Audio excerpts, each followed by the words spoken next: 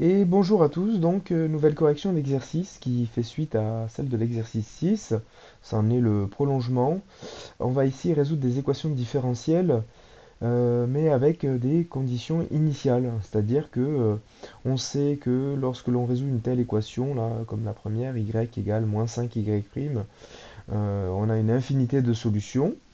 Et parmi elles, par contre, une seule vérifiera en plus le fait que l'image de moins 2, f de moins 2, sera égale à 1. Bon, c'est un travail qu'on a déjà vu pour ceux qui étaient présents au moment des primitives, et donc bon, qui va être un petit peu le pendant de ce que nous aurons fait à ce moment-là. Alors on va commencer tout de suite avec la première équation.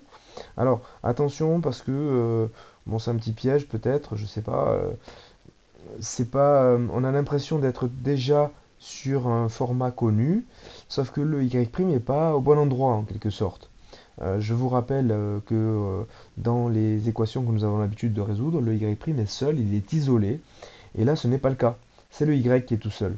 Donc pour pouvoir avoir le Y prime tout seul, il va falloir se débarrasser du moins 5 en le divisant des deux côtés. Donc on va obtenir Y' égale moins 1 cinquième de Y. Bon, et à ce moment-là, on a une équation de la forme y' égale à y, avec le a qui est moins 1 cinquième. On sait donc que, alors là je vais rédiger un petit peu, parce que j'étais allé un petit peu plus vite sur les exemples que j'avais traités dans l'exo précédent, donc là je vais aller plus lentement, je vais bien rédiger, je vais donner d'abord toutes les solutions de l'équation différentielle, je vais dire les solutions de cette équation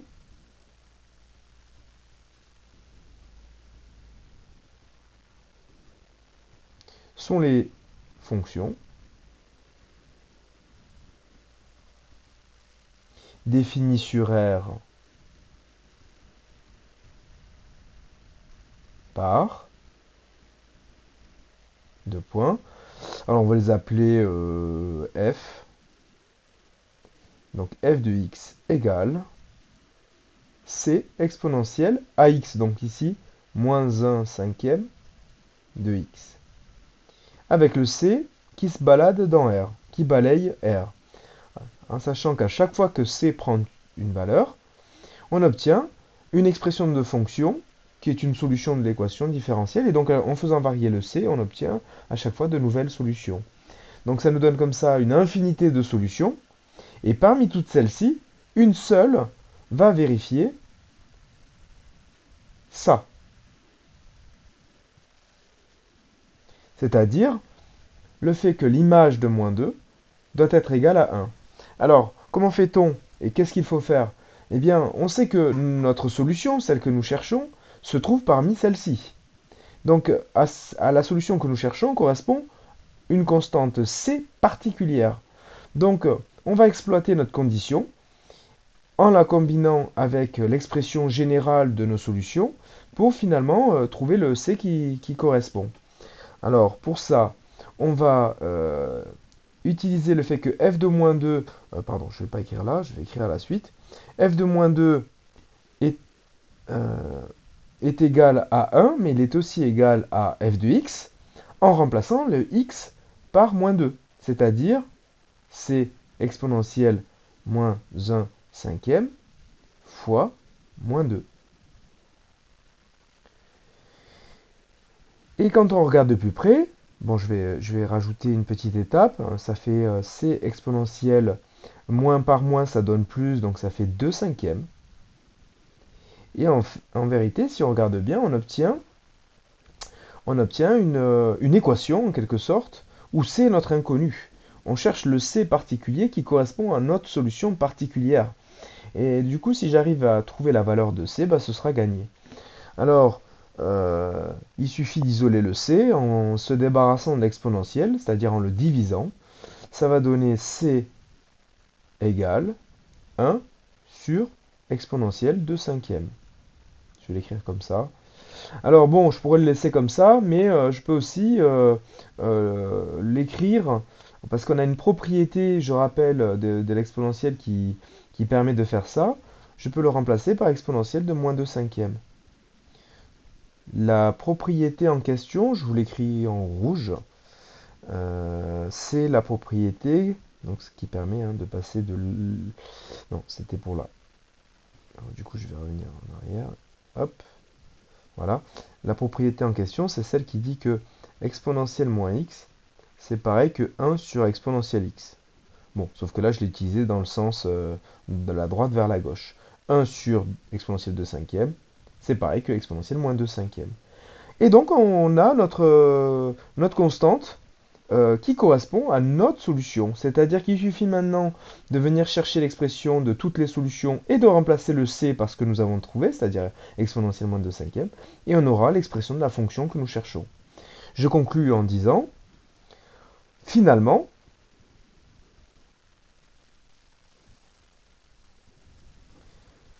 la solution cherchée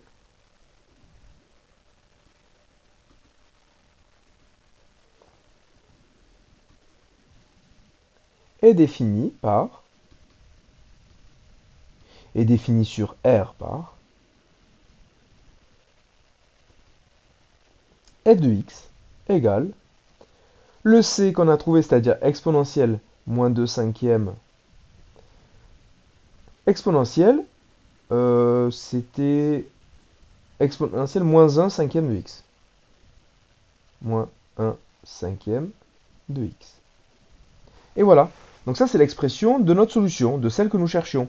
On peut le laisser comme ça, ou alors on peut aussi se souvenir d'une autre propriété d'exponentielle, qui, je vais l'écrire en rouge, qui est la suivante, qui dit que exponentielle x fois exponentielle y, c'est la même chose qu'exponentielle x plus y. Donc ça nous permet de tout regrouper en un seul exponentiel. Ça donnerait ici f de x égale exponentielle moins 1 cinquième de x moins 2 cinquièmes. Bon, c'est peut-être un peu plus joli comme ça, peut-être pas. En tout cas, c'est au choix. Voilà, donc pour cette pour ce premier exemple, pour le petit 1 de cet exercice, donc si je résume la méthode, je vais dézoomer un petit peu, on aura fait quoi? On aura, bon d'abord on se sera mis on aura transformé l'équation différentielle afin qu'elle soit du type de l'un de ceux que l'on a vu dans le cours, donc y' égale ay en l'occurrence ici. On a commencé dans un premier temps, je vais mettre de la couleur, par donner toutes les solutions, d'accord? Et ensuite, on a cherché la valeur de C. Voilà. On a cherché la valeur de C correspondant, parmi toutes les solutions, à celle qui donc nous intéresse. Et on conclut. La dernière étape, c'est la conclusion. Voilà. On va reproduire ce modèle pour le deuxième exemple. Donc c'est y', non pardon, y plus 2y' égale 0.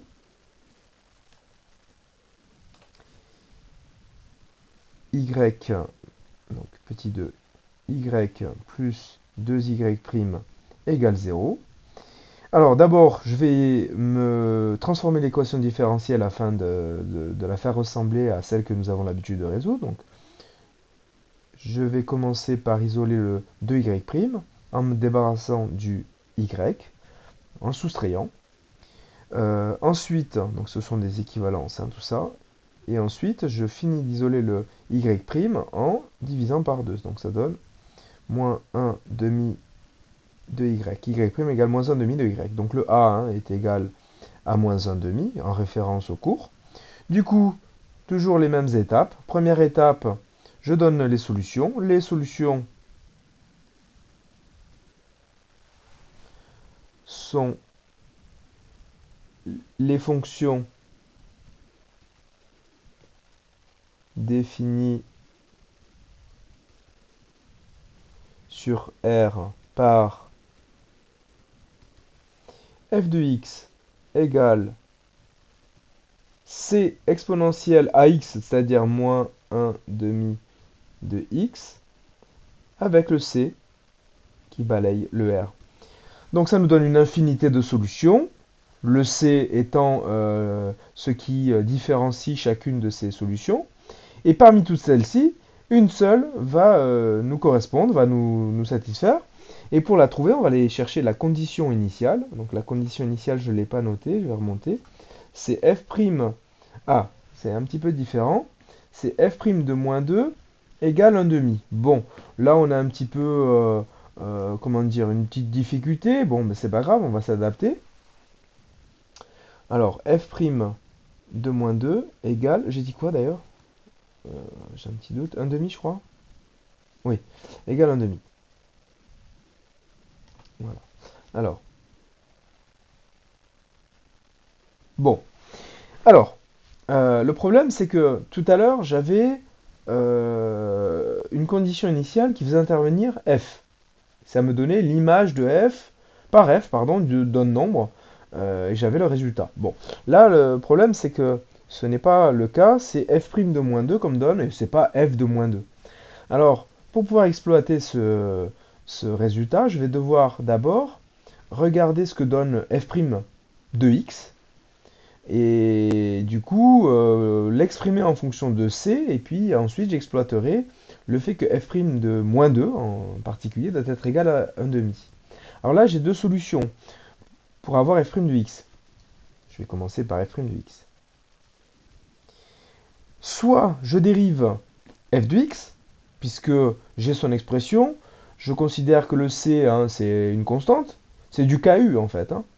Et je dérive, et voilà, ça va très bien marcher. Soit je suis plus malin que ça, et je vais me souvenir que f est solution dans tous les cas, quel que soit le c, de l'équation y' égale moins 1 demi de y. Donc ça signifie que f' doit être égal à moins 1 demi de f.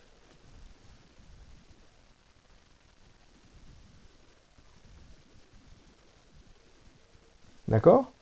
Donc je vais mettre une petite flèche de couleur, hein, pour indiquer, hein, que ça vient de là. F est solution dans tous les cas. D'accord? Donc f' doit être égal à moins 1 demi de f. Et comme je connais l'expression de f de x, bah, j'ai qu'à remplacer ensuite par l'expression de f de x. Donc ça me donne, hop, et mince, alors, égale moins 1 demi, et l'expression de f, c'est c exponentielle moins 1 demi de x. Ok, donc ça c'est pour f', d'accord? F' de x est égal à tout ça. Et maintenant j'exploite le fait que f' de moins 2 en particulier est égal à 1 demi. Mais f' de moins 2, c'est aussi f' de x en remplaçant x par moins 2, justement.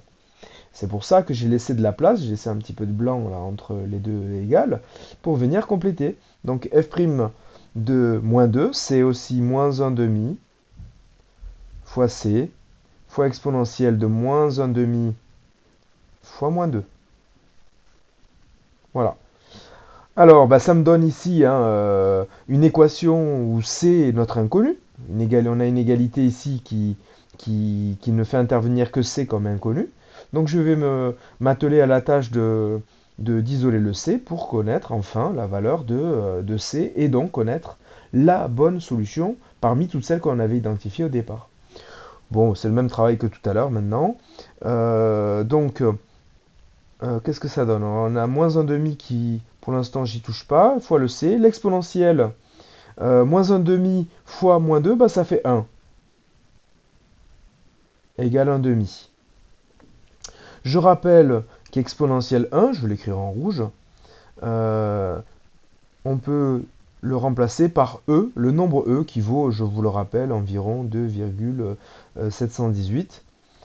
Mais du coup, je vais le remplacer moi par e. Alors, ça fait c, alors moins 1 demi de c, et je vais mettre le e ici aussi, égale 1 demi. Et j'isole le c. Alors, je ne sais pas si cette étape était vraiment nécessaire. J'aurais pu aller un peu plus vite.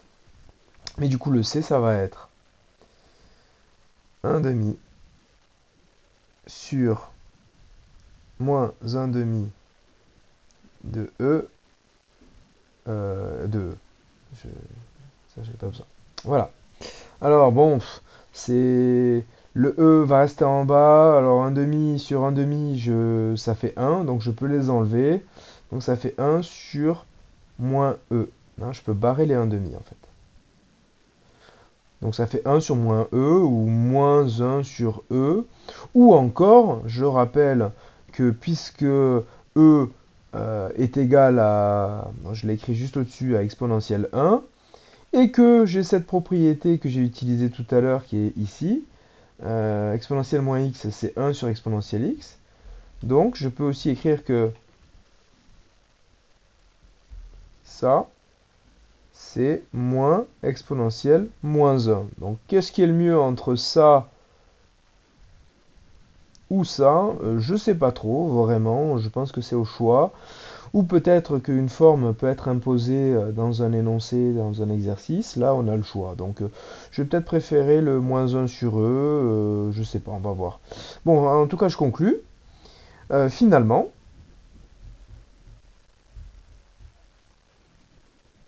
la solution cherchée,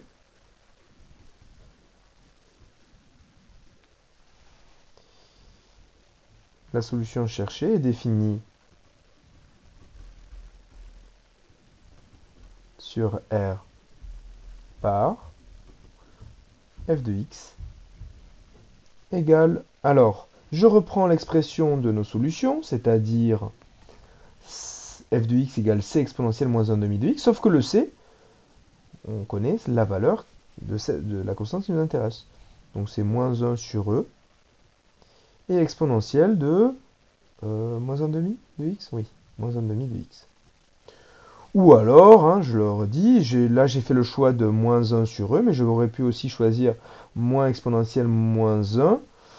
Bon, voyons voir ce que ça donnerait avec cette forme-là. Ça ferait exponentielle moins 1, exponentielle moins 1 demi de x. Alors peut-être que cette forme-là est plus intéressante parce qu'elle nous permet, comme on l'a vu tout à l'heure dans l'exemple précédent, de utiliser cette propriété algébrique et de faire des deux exponentielles un seul exponentiel. Donc peut-être que finalement, c'est celle-ci qui est la plus intéressante. Je vais donc écrire tout ça sous cette forme-là, en additionnant les deux exposants, et ça me donne finalement ça. Donc je pense que c'est plutôt cette expression-là qui est la mieux, on va dire esthétiquement, la plus simple. Voilà donc pour cet exercice 7, j'espère que j'aurai été clair. Si vous avez des questions, n'hésitez pas. En attendant, je vous souhaite une bonne fin de journée, je vous dis à la prochaine vidéo, et prenez soin de vous. Au revoir.